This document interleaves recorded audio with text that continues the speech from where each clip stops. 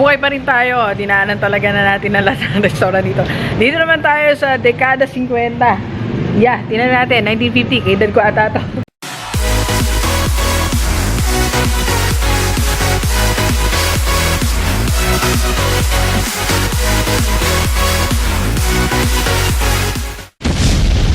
Alright, so Positive Day Delivers. This is Dr. Gigi Sunga from Mike and Jane's Project. Magandang hapon sa lahat ng mga delivers natin. And sa first time po tayo mapanood sa YouTube channel, thank you very much. Please subscribe, click na po yan, Doc Gigi Sunga. Alright, so mula kanina, alauna hanggang, ano oras na ba? Hindi ko makita eh. Okay, so nakailang na tayo, businesses na napuntahan. At I think this will be our last destination. Ito kasi kumakalat ang balita sa FB. Okay, so marami na nag-text sa akin, nag-message, Dok, ba tayo pang i-vlog itong resto na to? So, hindi na natin palalampasin. Dumaan na tayo dito sa Dekada Singkwenta. Hindi ko naman ito kaedad kaya pero pag Dekada 50, medyo malapit-lapit na yan sa akin. Kasi Dekada 70 ako eh. 60 ba yun? 70. Okay.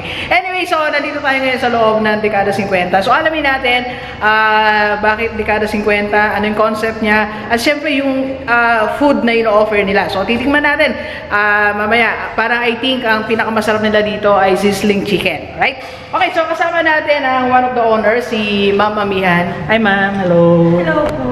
How are you Ma'am? I'm okay. Okay. Batang-bata si Ma'am, nagulat si Ma'am eh, hindi ba akong dumating. Anyway Ma'am, why Dekada 50 Ma'am? You're the daughter of the owner, tama po ba? Yes po. Yeah. Dekada 50, it's for my dad po kasi he was born during the 50s. Yeah, oo. So we named the restaurant after him. Okay. So, tsaka parang may movie na Dekada 50 eh. I think it's Dekada 60 o 70. Basta may meaning yun eh. Anyway, so, ano mamang, so ang concept eh, yung itsura talaga, Dekada 50 talaga. More on the vintage and retro stuff po. Kasi aside from the fact that my dad, that my dad was born in the 50s, my brother, my oldest brother, yes. He's into vintage stuff, also my father. Okay. So, doon po nag-start yung concept namin. Kaya may mga collection kayo ng 50. So, hey, ma'am, tour mo naman ako dito sa mga natin, mga dito. Alright, so ito, mga Actually, yung mga yun po, mga modern siya. Modern na. At least on the plates, some of these are boss, some of these are originally Collected. ours. Like this one, sa bar namin yan. And lalo na yung super lumang owner type jeepney. Itong CKW, no? Singidad ko ata. Sa 90s pa siya. Umuo naman siya. Sorry. Tapos dito tayo, ma'am. Dito punta tayo dito sa may part na to.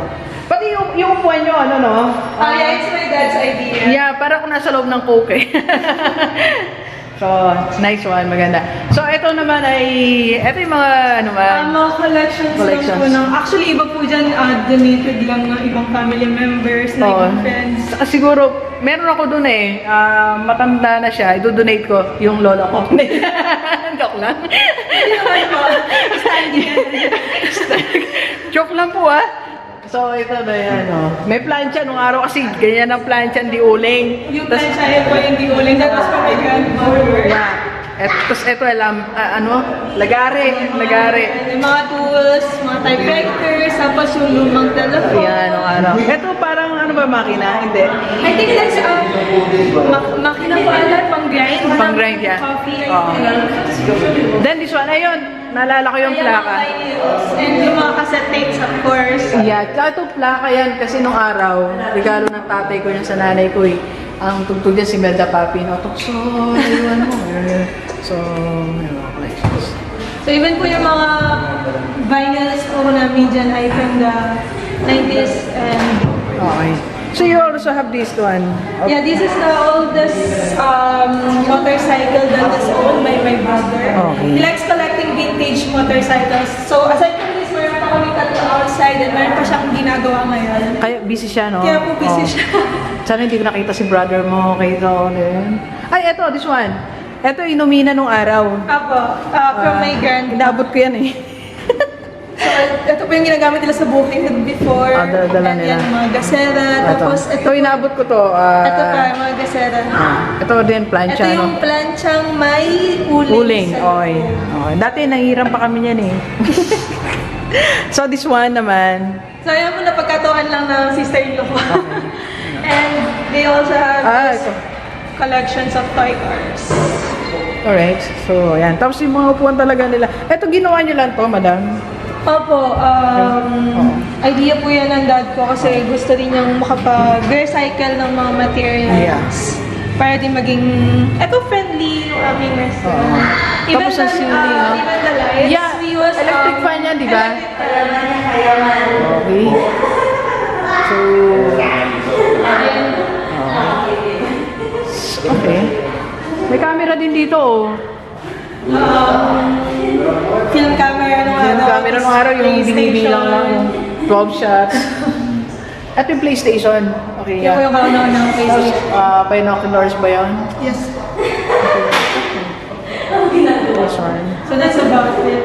Okay. Now, we're still collecting stuff. Hindi pa naman po natatapos yung collection. Pero so far, ito na po yung mga nakukuha namin. And if you notice also yung aming mga, ayan, lalagyan ng lamesa, I made of the, yung tahi, Yung makina. yung inaapa. Ito. Ito yung makina na inaano nung araw, tinatapakan. So, yung chicken nyo hindi naman nung araw pa. Ano po? Yung chicken nyo hindi naman nung araw. Hindi naman. Kinakabahan ako baka chicken pa nung panahon eh. No, joke lang. So, ito yung Dekada Singkwenta. Pati itong ano niya, ano to? Sa ano naman po yan, yung tapakan ng electric fan. I don't know what it's called. Yeah. Okay. So, yan, Dekada 50. Okay.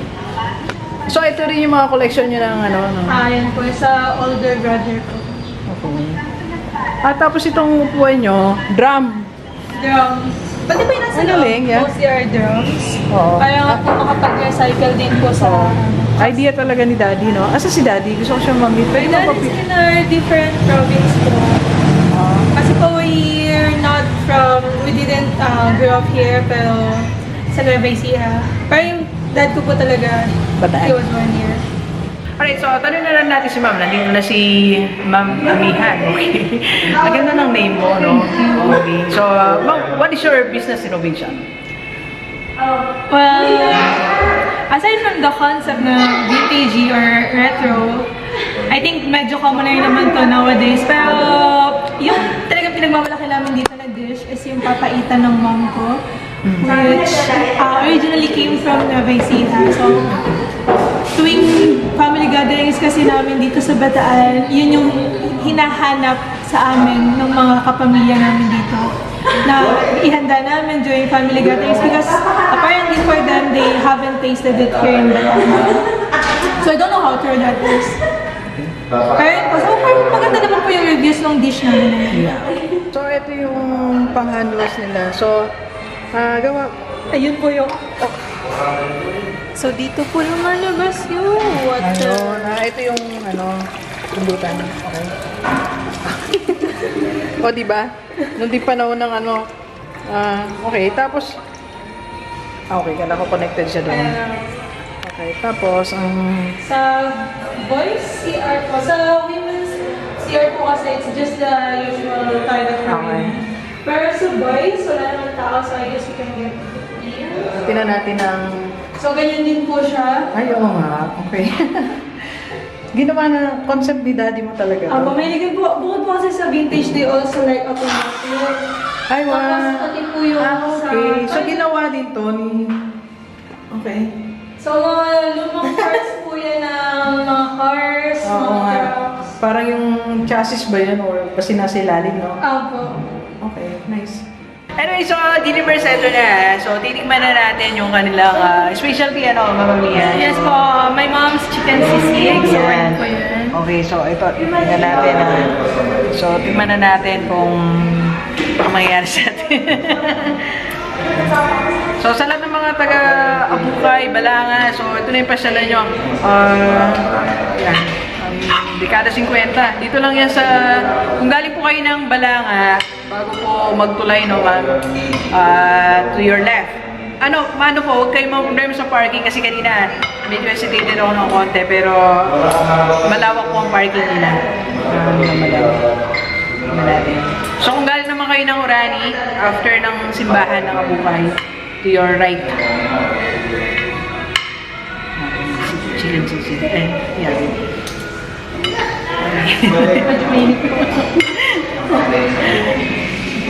Kain tayo, ma'am. Sige mo kayo. Si ma'am batang-bata po. Actually, sila din ang... Okay lang bang sabihin ko sa kanila? Kayo din may-ari ng... sila may-ari nito, Dekada Singkwenta. Sila may-ari nito. So, baka hindi nyo po alam. Tingnan natin.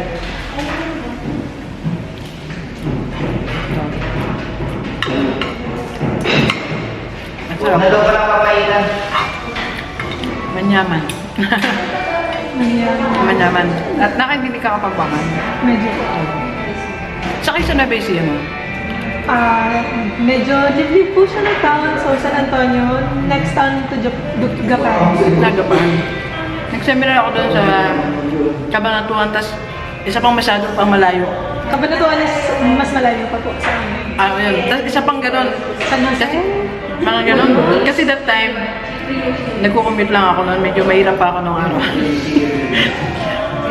Yung binyahe ko, bago ako makarating doon sa school, ang layo-layo pa. Kaya alam nyo noon, delivers, nakauwi ako ating gabi. 24 hours ako maglakbay.